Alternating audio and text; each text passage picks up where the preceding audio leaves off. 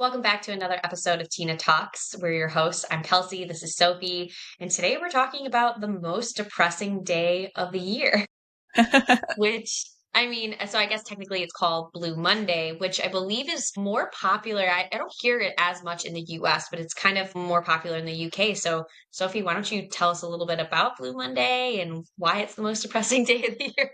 Yeah. So the most depressing day of the year, Blue Monday, is actually on the third Monday of January. So this was a concept that kind of was formulated by a man called Cliff Arnold in 2005, and he was a psychologist, and he claimed to have a formula to determine what day was the most depressing and gloomy day of the year. So that formula factored in different variables such as post-holiday financial strain. So obviously we're just coming out of Christmas. Most people have spent a lot of money on gifts or having to entertain family or entertain different holiday parties, etc. So a lot of people do generally feel quite a lot of pressure in January that they don't have a lot of money to spend. Obviously, in the Northern Hemisphere, it is very cold, it is very dark. We are very much in the midst of winter now, and we have been in winter probably for the past 8 to 10 weeks. So we're kind of like in the middle here, and it's kind of going into that like slug. And obviously the holiday excitement wears off at this time of year, and we've got a bit of low motivation the third week of January because we've kind of had that new year. Some people go full steam ahead into that new year period thinking, yeah, I'm going to achieve all of these things this year. And often when you go through that setting of like unrealistic expectations or unrealistic resolutions, you get to week 3 and you're like, this isn't going so well, and maybe you start feeling demotivated. So in general, Blue Monday is a time of year where there's a lot of like heavy things, I guess, happening that aren't really supportive to your mental health, definitely, but also you can be quite hard on yourself at this time of the year. So I think Blue Monday is a bit of a marketing scam, let's be honest, because a lot of businesses will play up to it and be like, oh, the most depressing day of the year, let's put on a sale, for example, or let's do something around Blue Monday. Even us, we're talking about it on our podcast, right? But Right. despite that, Blue Monday does still resonate quite deeply with quite a lot of people because it really does highlight that there are actually quite a lot of struggles at this time of year. So even, for example, we were just talking about it before we got on the call, like seasonal affective disorder, like we're not getting enough sunlight, we're not getting enough vitamin D. So there's a lot of depressing things happening at this time of year, I think. What do you think? Oh God, no, you're preaching to the choir, man. So, okay, we were in Colombia and then we were in Arizona for like the whole month of November. So we left October like 27th or something and we came back December 2nd. And so we came from Colombia, which is if we're in Medellin, if people don't know, it's the city of eternal spring. So like 80-degree weather, sunny every day with like little bouts of raining. And then we went to Arizona, which is just like high levels of sunlight every single day. We were out like hiking 5 miles every other day kind of deal. And so we came from a lot of sunshine and then we came to Chicago, which is just it's right now it is cold and gray. And now it's been like a mix of like rainy and a little bit of snow. We really kind of got our first dusting like a week ago or so. And I can really tell the difference when I came from Arizona and like all the sunshine that I had gotten, I was riding high. Like I could feel how elevated my mood was, my energy was. And granted, like I'm also very physically active. So like I was up and I was doing things and my sleep was on point. It was really great. And so as soon as I got back here, I knew exactly what to expect, right? Like I grew up in this area, but I haven't been here in like 7 years. I've been avoiding winter for 7 years. And so this is I think my second winter back. And granted, last year I was like really depressed with everything that happened with my mom. So that's a shoe under the box. That's what that was. This year I was like, okay, we're back. I'm riding this high in the sunshine. I can't let the gray consume me. If I don't do things to kind of like continue to stretch out, the sunshine that I got in Arizona to kind of stretch out the energy levels that I had then so that I didn't kind of fall into a slump. Cause I think even if you aren't someone who clinically gets seasonal depression, it is very, very common to have low mood, low energy, which then like turns into affecting kind of every aspect of your life. Like our sleep kind of gets a little weird. Our social activities kind of slow down significantly. We don't really have the I don't know if you want to say like the gusto that we would bring to like work and to life and to wanting to try and new things or do things for ourselves.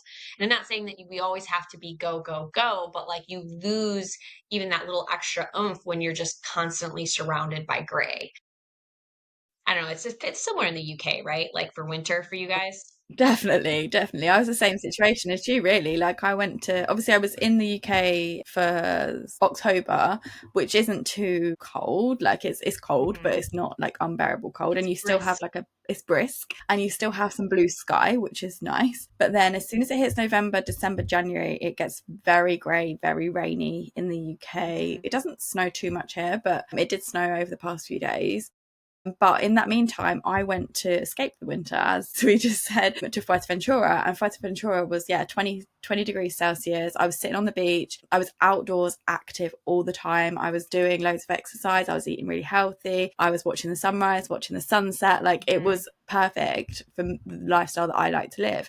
I've come home for Christmas. I've only been here 3 weeks. There has been one day of sun in that 3 weeks.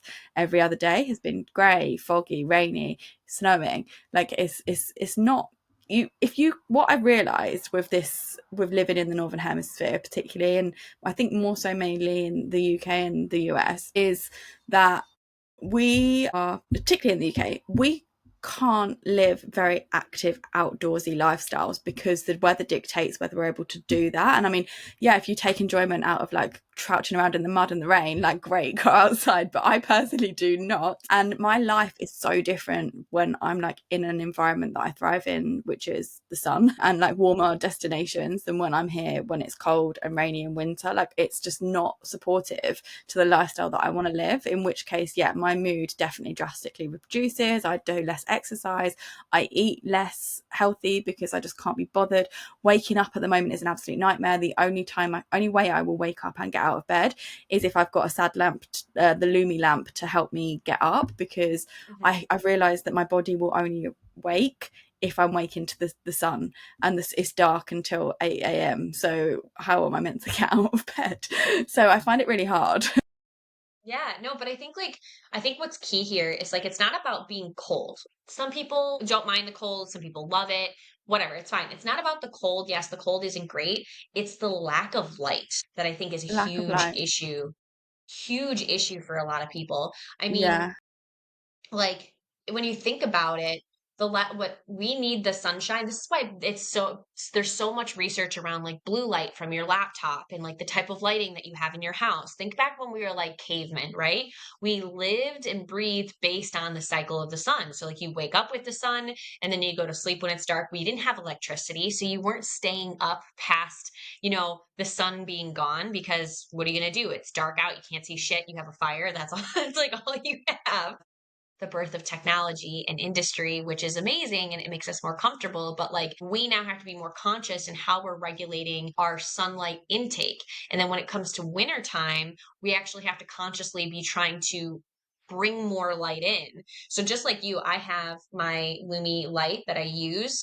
My first thing that I do in the morning is I wake up and it's dark out still, and I've been trying to get up at like 6:30, so like our sun doesn't rise until after 7, and I just come immediately in here. I've got my Lumi light, which is on my face, and then I have a little walking pad, and I just literally like stare at the wall until I start to wake up. I put on like a podcast or something like that. But I think we have to be more conscious about how are we regulating our vitamin D levels? I was just looking into this the other day for myself. I take supplements and things for my hormones and for my gut health, because I had a lot of issues in the past. And I was taking a look at how much vitamin D am I getting. So I take a prenatal, not trying to get pregnant or anything like that. The reason I take the prenatal is because we worked with a hormone specialist and I was taking a bunch of different supplements. I was taking fish oil, I was taking this, I was taking that. I was like, how the hell can I combine all of these into one pill and get everything and then maybe a little extra? And I have a lot of nursing friends from my time working in the hospital, and they told me a little hack. They're like, prenatal vitamins are really great. You could take them as kind of a multivitamin, but it also gives you that hormone support that you need. Now, I am not a specialist, I'm not a doctor, so please like take this with a grain of salt. Be sure to check with your provider if this is something that would work for you. But I was looking at it, and I get, with the prenatal, I get 1,000 international units. And I was curious, what is the standard for women that we need? And I think they say that like what the general standard is like 1,200 I use, but they often recommend up to 1,500 or 2,000, right? And so you need to, and like if I think about like when I was in Arizona, my energy levels now are lower because I am getting less sunlight. I'm still getting the 1,000, international units, but like when I was in Arizona, I was getting sun all the time. So I imagine I was closer to 1,500 to 2,000. Now, if you're thinking about messing, one, you should take vitamin D during the winter if you're not getting enough sunlight. If you're not sure how much, definitely talk to your provider, get tested, because you can have too much vitamin D and it can cause problems. So you want to be careful about that. But having vitamin D, having the sun lamp kind of thing, it's a game changer for, the worst day of the year or for the worst few months of the year, whatever you want to call it. Literally. Literally, even as you're talking here, let's see, I have my vitamin D supplements because again, I'm not getting it. And I was reading, I did the same kind of research that you were saying the other day. I literally looked into how much should I be getting, because I generally live in sunny places, right? Like, so vitamin D probably for me isn't necessarily a problem for 80% of the year. But when I do come back to the UK, definitely don't get enough of it. And I was looking up, like, even if I was in the sun, how long do you need to be in the sun to get the right amount of vitamin D in you? And you have to be in the sun, in direct sunlight without sunscreen on, for 30 minutes, from what I was reading, to have enough vitamin D for that one day or 24-hour period. Mhm. First of all, condone people, say people should be using sunscreen for sure. So like the more sunscreen you wear, the less vitamin D you're able to absorb, which I found fascinating. I didn't realize that was a thing. So it's like, well, how else? Like, not many people are going to actually sit in the sun for 30 minutes a day. Like, I live in beach destinations, so usually, yes, I probably am going to be in the sun for 30 minutes a day, like going on a beach walk in the morning or whatever. But people that don't live like that aren't getting enough vitamin D in their life. So like, they probably do need to supplement it, and not many people, we're not educated on that we need that supplement in our lives. Oh yeah, I think, what was the statistic I read? I think like 80% of Americans don't have the correct vitamin D levels. Like we're all below what the amount is that we need. And based on what you described, right? Like, so I've lived in Chicago the last year and a half. And when it's summer, so this is what I do. Instead of like getting up, coming in here with my sun lamp and walking on the treadmill, I immediately take the dogs outside. As you can see, I got one lazy bum right here. I take the dogs outside and I'll sit in the sun. Like I'll find where's the sunniest spot, and I don't have sunscreen on. I've done a little research on this as well. Obviously, sun ages you and weathers you, that kind of thing, but you can take sun without sunscreen for like short periods of time, and it's beneficial. It's fine for you. So I'll sit for like a minimum of 5 minutes. Now that's not the 30-minute recommendation kind of thing, but just to get sun on my eyeballs right away, and then just to get some sun on my skin, it helps a lot. And then Yeah, I try to, in the afternoons, go for walks, and I'll do like a 20-minute, maybe a 30-minute walk, and I'll be like, okay, this is enough. This is enough of that sunlight for me. But you have to be conscious about it. If you don't live somewhere super, super sunny, for it's sure. something that kind of makes a huge difference. Definitely. And I think if anyone listens to the podcast regularly, you would have had maybe a couple of episodes back that we had a sleep expert on, Anna, who's the founder of Z Sleep. And she was talking about the fact that direct sunlight in the morning has a direct correlation to the quality of sleep that you get, because your vitamin D levels have a massive impact on your sleep wake cycle, as does your magnesium levels. So I've now got the magnesium and the vitamin D supplements because I was really struggling with sleep a few weeks ago. I was having like restless legs and stuff, and now it's coming into winter, I really do think that they're kind of helping me get through. Like, obviously I've only been in the cold weather, I'll be honest, for the past 3 weeks, so I'm not here for like a long time. But normally if I'm in cold weather, I struggle. Like, I remember when I lived here, this is one of the reasons why I don't live in the UK, because it's a struggle for me to be here in winter. Like, I really find it hard. And traditionally in winter, I would always just, like, again, have the same problems that I've been having, like not be able to wake up, feel really unmotivated to do exercise, not want to look after my diet, for example. And all of those things, not just thinking about the light that we're not getting, but all of those things that we can't be bothered to do in winter, have a direct correlation to like the impact of our mental health as well. And there's so many things that we should be doing but we don't do because we're just not in the right mood to do them. And that is one of the biggest factors, I think, is the light is playing a massive impact on our mood and our sleeping patterns. And then in addition to that, we are then basically having a knock-on effect on all of the other things that we're doing, which then has a bigger knock-on effect on our mental health. So it's a really bad vicious cycle. So I guess in January, this Blue Monday piece is actually a little bit of a wake-up call to be like, doesn't have to be like this. We can actually do things and make changes in our lives and in our days to make it better for ourselves, as hard as that feels in January. And I know that feels really hard. Even right now, I'm like,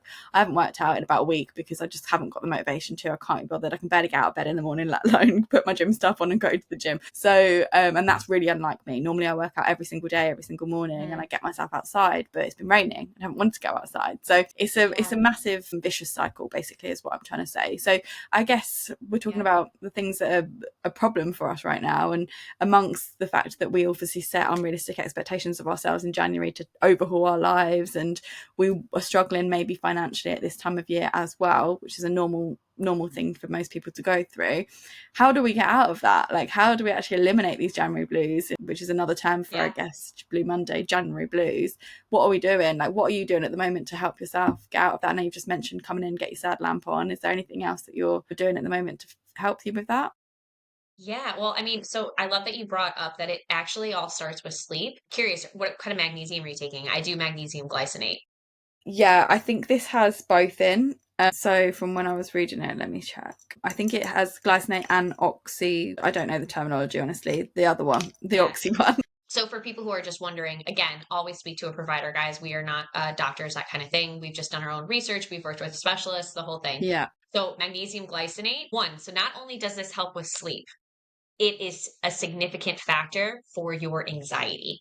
It really, really helps. So I take magnesium glycinate every evening right after I have a meal, but also for the absorption of it, it's really helpful to take it with vitamin D, and you can take that in the evening as well. This is why I was actually researching what's the max vitamin D I can take, because I might want like a small dose of vitamin D. I take my prenatals in the morning, and I could potentially switch it to the evening, but I feel like it does fine for me in the morning. And I want just a little bit of vitamin D to go with my magnesium glycinate in the evening, because the combination of the two will significantly affect your sleep and your anxiety. yeah, There's a lot of research around that. And when I used to work in the hospital, for those who don't know, I was a behavioral specialist. I worked in inpatient psychiatry. One of the first things that we always looked at for patients who were struggling, obviously they were there because they were severely struggling with their mental health, was sleep.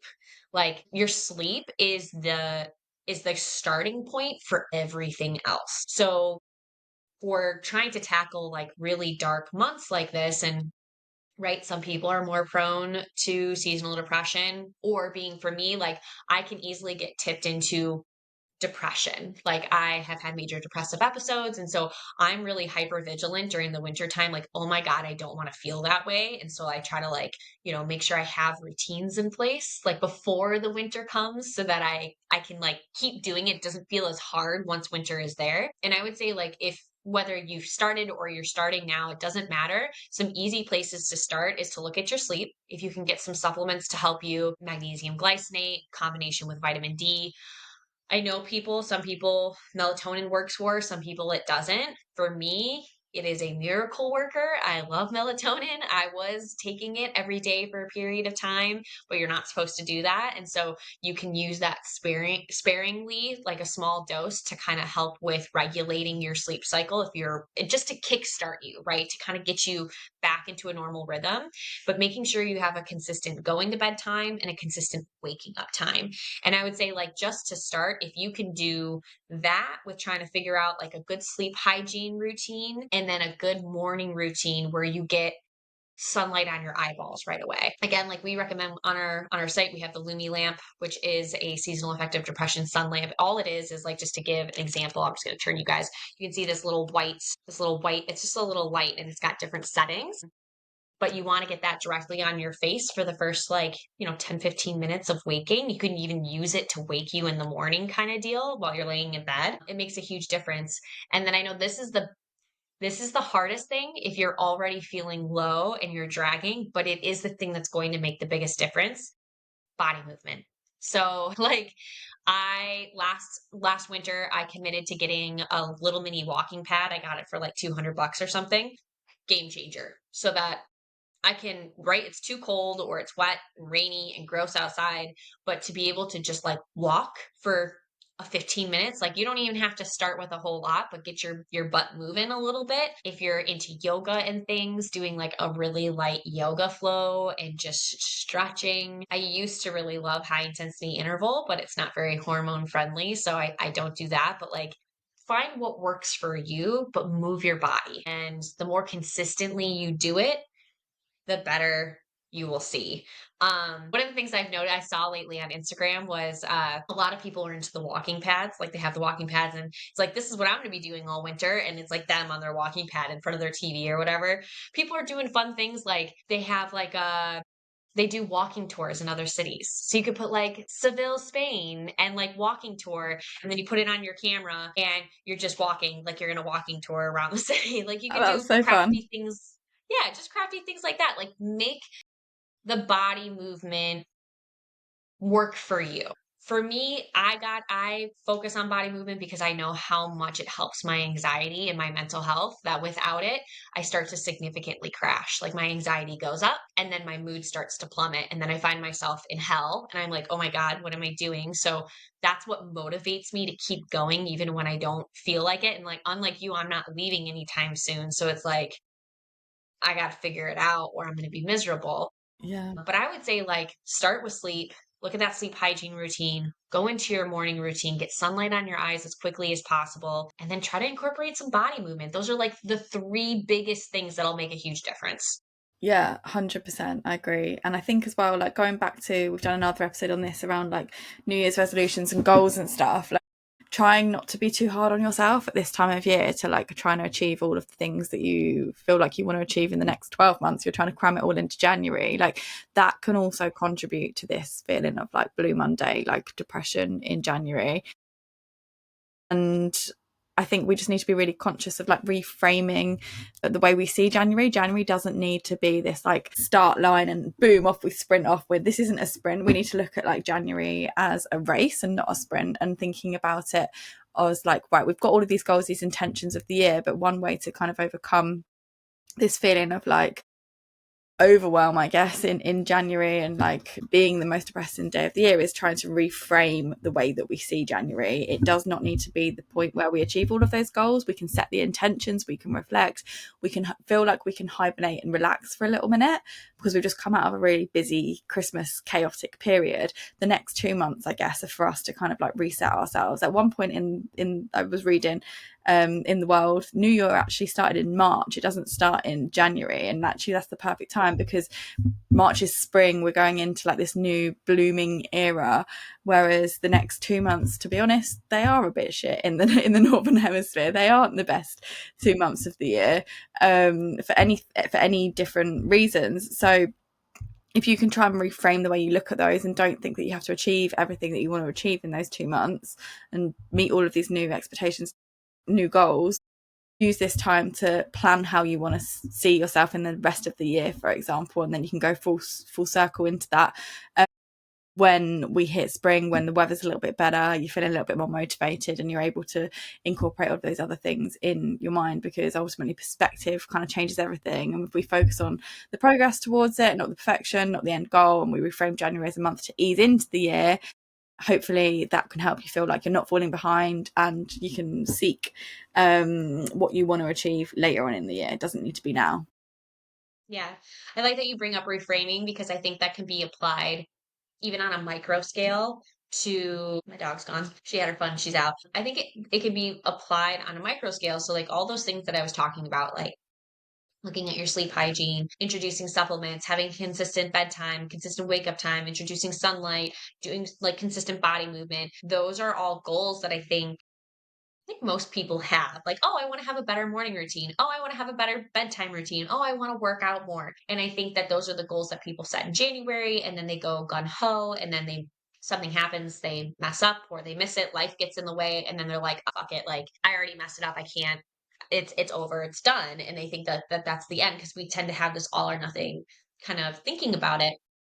But I think what you said about reframing reframe for yourself. One, why is this important to you? So I know when it comes to exercise, a lot of people are like, I want to lose weight. I want to be fit. These aren't strong enough motivators, self motivators for us, right? Like, yeah, of course, we all want to be fit and look sexy and all these things, but it's a superficial thing. It's not a deeply intimate reason for like, why do you want to work out? Everything for me changed when I looked at exercise as, my God, I need this for my anxiety. And it wasn't like I have to, and I didn't set like I have to work out every day. I have to do this every day. I gave myself buffers of, I think there, it goes, someone, I can't remember who coined it. This might be from the power of, I don't know if it's power of now or whatever, but the 2 day rule. So the 2 day rule is like, if by day two you haven't done the thing that you know helps you or that you want to be doing consistently, okay, by day three, then you prioritize it. That's a number one priority for you. And it's about making sure you just consistently show up and you kind of give yourself some flexibility and wiggle room to implement and try new things and see what works and what doesn't work. But at least you're consistently showing up still. It might not be every day, it might not be every other day, maybe it's every third day, but that's, you give yourself a marker to work towards. And it's about reframing your mindset around it. Why is this deeply important to you? How is this going to help you? What is it going to improve? And when you think about it, what is the alternative to all or nothing? What are the other options? If you were to give yourself a little bit of grace and flexibility, what would that look like? And would that be okay to do just that, to do the bare minimum? There's absolutely nothing wrong with doing the bare minimum, even more so during winter. Yeah, no, I think I'm definitely learning that as well. Like, it's okay to sit still for a minute, and actually, when you sit still, reflect, do the bare minimum that you need to do, actually, you have a way better time in the longer run. And it's James Clear, The Habits book. I can't remember the exact title of the book, but it's the Habits book that he says Yeah. about the 2 day rule. He says, never miss a second day of trying to start a new habit, basically. So yeah, you've hit the nail on the head with that one, I think. Yeah, and I read that book like a long time ago, but I always just called it a buffer. Like, Yeah, sometimes I gotta give myself a buffer. Like, I want to do this thing. Today got away from me. I couldn't do it. Tomorrow comes and I didn't prioritize it. Oh shit. So third day, no excuses, no reason. Like, I have to prioritize it around whatever else. And I think yeah, that helps. It helps to give a little bit of that wiggle room because we're human beings. We're not perfect. Life happens and we're busy. And also sometimes we just don't feel good, especially during the winter when it's really gray. But it's like, that's where that understanding, that deeper reasoning and reframing why this is important to you is important. Like, this is why you have that as like that self motivator to like kick in the discipline to show up and do it. yeah, Um, exactly. I think I think that makes a huge difference. And this might sound counterintuitive for like dealing with winter times. It's like a totally different segue, but I think you kind of touched on a little bit, allowing yourself to slow down during this time and do more slow activities. So have warm and hearty food. Like, plan activities that are at home with friends or family, right? Still getting yourself to do things, but that are more like comforting and slow pace. That can still make you romantic. It can help you romanticize winter a little bit, which again is a mental reframe. Like, not like, oh crap, I hate winter and it's the worst time of my life and I'm not going to be able to accomplish anything. It's more so like, this is the cozy season for me to like get more intimate with myself, get more intimate with my friends, my family, and to like have more comfiness, which in I think it's Dutch. Do you know hygge? Have you ever heard of hygge? Okay, so it's Hygge. So it doesn't spell the way that, but and I'm probably mispronouncing, but I think hygge is the way you say it. Um, I believe it's Danish. And it's actually a very popular concept.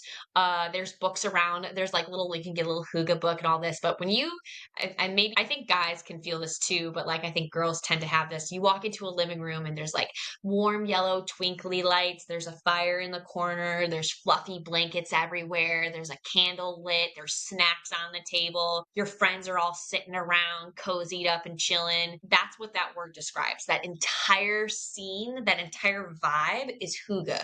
It's this like warm, cozy, nostalgic chilling feeling. I don't know how to, I Get think it? I'm I describing it. understand what you're saying. Yeah, like a bit like a Christmas scene in like a rom-com. Yeah, a little bit. Yeah, a little bit.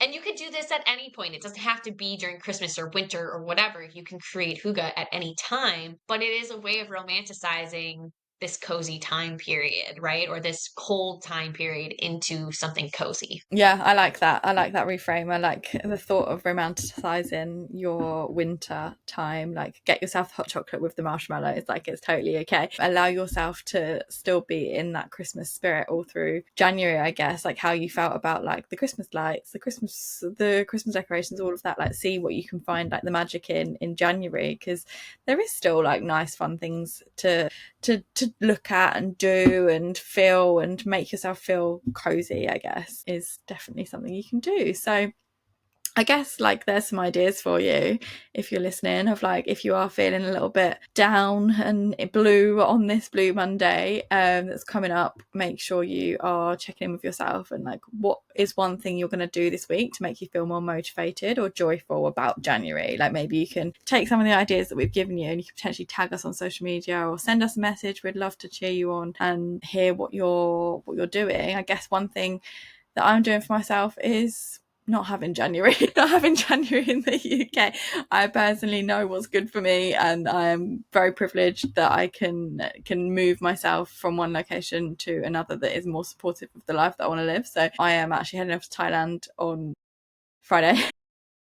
And by the time this episode goes out, I'll be in Thailand, and hopefully in a bit of a better light situation at least. But that doesn't necessarily takes away from some of the other stresses in January for me. Like, I'm still really focused on like working on my business, and trying to achieve all of the goals that I want to achieve this year. And I feel like I'm in a good mental, physical position to do that. So yeah, that still obviously comes with its own challenges, but what's something that you're going to be doing for the rest of January to keep you motivated?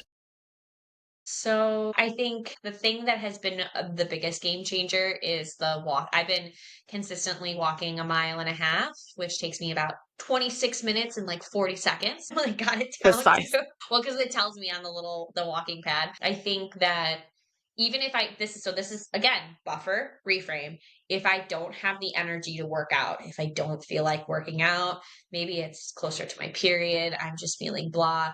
If I can just walk for 25 minutes. That's what I'll do. So I think for January into February, I'm going to walk on my walking pad with the sun lamp in my face for those, 20, 25 minutes. That's going to be my thing. And also it's my boyfriend's birthday. Well, you know, you say birthday month or whatever. I know you're February, he's January. So we've got he's funny. We like to go. We go to raves. So anyone who doesn't, I don't know if I've actually talked about this on the podcast, but we're big ravers. I love tech house. He loves dubstep, but we can mix with all of it.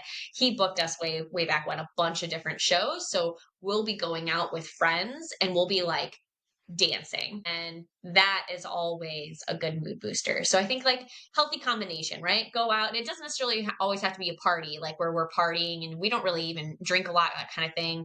Sometimes we dabble with fun stuff, but like it's not necessarily a party every time. It's just more for the music and the dancing. So having a good time there, and then like the daily management with the sunlight and the walking, I'll make it happen. It'll make January magical. Sounds like it's going to be magical. Yeah, Amazing. so Cool. yeah. Well, I think that kind of summarized everything I want to talk about on Blue Monday, but hopefully your January is not blue. Hopefully you're finding ways through the winter season and not feeling too blue on this Blue Monday. So thanks for listening to today's episode. We'll be back very soon with another one. In the meantime, if you would like to subscribe, like this episode, and go and follow us on socials at Time Is Not a Healer, we would absolutely appreciate your support. If not, we will see you next time, and you've got this.